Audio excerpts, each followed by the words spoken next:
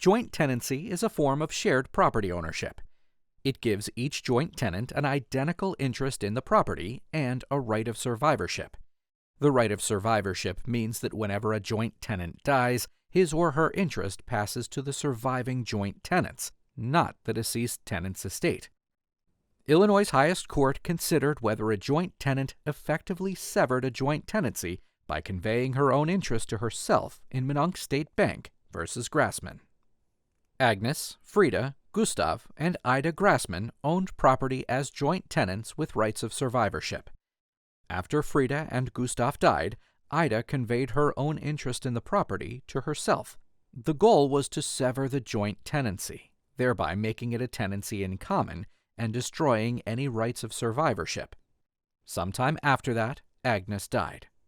The administrator of Agnes's estate, Minonk State Bank, filed a lawsuit in Illinois State Court seeking a declaration regarding the estate's interest in the property and to force a sale.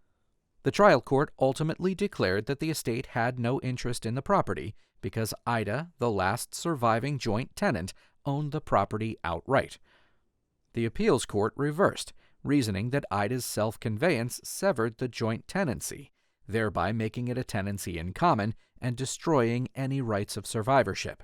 Accordingly, the estate owned a 1/2 interest in the property as tenants in common with Ida. Ida appealed to the Illinois Supreme Court.